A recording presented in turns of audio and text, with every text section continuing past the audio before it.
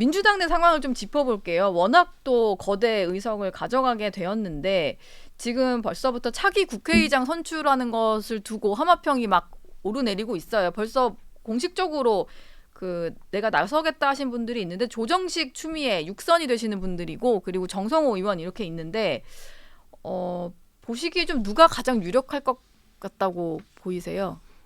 우선은 예. 민주당이 이렇게 국회의장을 하겠다는 분이 많다는 거는 민주당으로서는 긍정적인 것이죠. 예. 저는 한때 국민의힘 쪽이 되게 부러웠어요. 왜냐하면 거기 괜찮은 중진들이 많았거든요. 네. 지금은 그분들이 다 그만두셨는데 예. 19대 국회 때 네, 진짜 괜찮은 분이 많았고 네. 그때 김영호 의장 같은 분도 예. 정말 괜찮았고 정의화 의장도 그러니까 여야를 떠나서 저 정도면 보수로서 괜찮다는 느낌이 드는 분들이 많이 있었어요. 근데 네. 지금은 거꾸로 예를 들면 정성호, 우원식, 조정식 의원 그리고 추미애 의원은 결이 좀 다르죠. 완전히 개혁적인 분이니까 예. 뭐 보수가 추미애 의원을 지지하진 않겠지만 네. 많은 야권 지지자가 보기에는 저 정도 분이 의장을 했으면 좋겠다고 생각하고 계셔요. 네. 그리고 정성호 의원, 우원식 의원, 조정식 의원은 사실 거꾸로 제가 19대 때 봤을 때 저 정도 차분한 분들이 민주당에 계시구나. 예. 그런 거꾸로 상황인 것 같아서 일단 긍정적인 것이고요. 그다음에 지금은 당원들, 그다음에 열성 지지자들은 추미애 의원을 의장으로 강하게 밀고 있습니다. 예. 저도 메시지 많이 받았어요. 그리고 뽑으셔야 된다. 표가 있으니까 연락을 네, 받으시는군요. 그냥 제 전화번호를 어떻게 알았는지. 네. 예, 그런데 정성호 의원 뽑아달라, 조정식 의원 뽑아달라, 뭐 우원식 의원 뽑아달라는 메시지는 한 번도 못 받았고, 그러니까 저희 지역 당원들이 그러시는 거죠. 추미애 의장 뽑아달라. 의장해서 이렇게. 확실하게 개혁하자. 예. 그러니까 추미애 의원 개인보다는 그분이 할 것 같은 확실한 개혁의 선봉장. 네. 네, 이것이 국회의장의 이번 역할이라고 생각하는 분들이겠죠. 예. 그리고 일부 의원들은 국회의장은 중립적인 지대에서 좀 타협도 하고 예를 들면 개헌을 추진하게 된다. 이 개헌은 여야 다 하겠다는 거잖아요. 네. 그랬을 때 여야 협치를 이끌어낼 수 있는 사람이어야 되지 않아? 이렇게 생각하는 의원들은 그런 의견을 저에게 주십니다. 그래서 저는 정했어요. 공약 보고 하겠다고. 공약 보고 네. 아직은 미정이신 거네요. 공약을 네. 다들 발표 안 하셨으니까. 네. 공약 발표하면 그것 보고 이번엔 질의응답을 가졌으면 좋겠다. 네. 과정을. 예. 그래서 그거 보고 결정하겠다.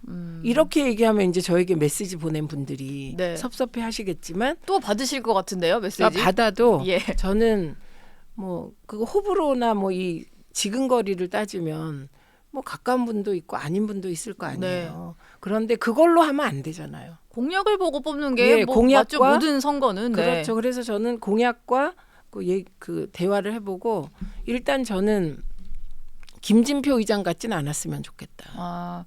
김진표 의장이 사실 국민의힘에서는 평가라는 게 의회주의자다. 이런 평가를 받는데 반면 그게 민주당 입장에서는 너무 기계적 중립을 지키려 했다. 아니요. 이런 국힘 건가요? 편이었어요. 제가 보기엔. 예를 들면 오히려 중립도 아니고 국민의힘 편이었어요. 네, 저희가 보기엔. 예. 그리고 대통령 편을 더 많이 드셨습니다. 네. 그건 아마도 이재명 대표와의 경쟁 관계 등이 작용한 것으로 보여요. 이해찬 대표와 김진표 의장이 대표 겨룰 때 이재명 대표 출당을 요구했던 분이세요. 네. 그래서 저는 오히려 이재명 대표 체제에 대해서는 부정적인 인식이 많은 것으로 저는 판단했습니다. 그러니까 당연히 국민의힘 쪽이나 지지자들은 좋아하실 수 있으나 중립적이지 않으셨어요. 네. 예를 들면 대통령이 거부권을 남발하실 때 예. 그 거부권을 남발하는 대통령을 비판하는 게 아니라 네. 대통령이 거부할 게 뻔한데 왜 민주당이 통과시키냐 이렇게 얘기했던 분이 그게 뭐가 중립입니까? 예를 들면 간호사법이나 왜곡되어서 잘못 전달된 게 많은 노란봉투법은 네. 사실은 필요한 법이거든요. 예. 근로자의 권리, 노동자들의 투쟁의 권리는 네. 이미 19세기에 쟁취된 건데 우리 사회에서는 그걸 제한하기 위해서 경제적인 압박을 가하기 때문에 네.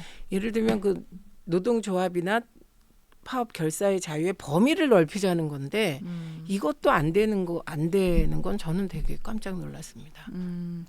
김진표 의장 지는 않았으면 좋겠다. 네. 이게 좀 명확한 말씀이셨던 네. 것 같습니다.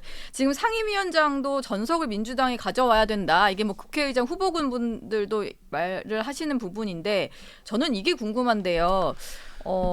법사위원장 뭐 또 좀 궁금하긴 한데 과방위원장 후보로 최민희 당선인이 좀 거론이 되시는 것 같아서 제가 그 말을 하시기에 예. 이렇게 질의서에 있기에 네. 기사를 찾아보니까 지읒신문에서 그렇게 써서 그 네. 이후에 그런데 예.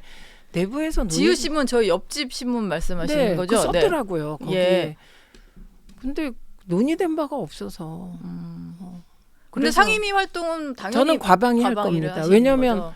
그게 너무 맞지 않아요? 제가 바로 전에 지난해 3월 30일 날 국회 본회의에서 방통 야권 추천목으로 의결됐거든요. 네. 그런데 7개월 7일 동안 임명 안 하셔서 사람이 운명이라는 게 얄궂어서 제가 국회에 이제 도전을 했는데 네. 당연히 제 전문 분야니까 초반기에는 과방위를 갈 것 같습니다. 예. 위원장은 아직까지는 뭔가 전혀 거론되는 논의가- 논의되는 상황은 아니다. 그러니까 거론된 게 예. 그리고 그 미디어 전문지에서 저를 간사로 거론했더라고요. 네. 그런데 그걸 넘어 위원장 뭐 이렇게 예. 얘기해서 그건 논의된 바가 없습니다. 지읒신문이 왠지 위원장으로 좀 추천하는 아 근데 그 뒤에 되셨으면 해서 그랬나? 제가 예. 읽었어요. 그걸 네. 제가 사실 신문 잘 안 보는데 네. 사람들이 하도 그래서 최민희 과방위 이렇게 해봤더니 네. 근데 그 뒤가 그러면 국민의힘에서 반발이 거셀 것이다. 이게 결론이더군요. 결론이 있었군요. 그것만 있는 게 아니고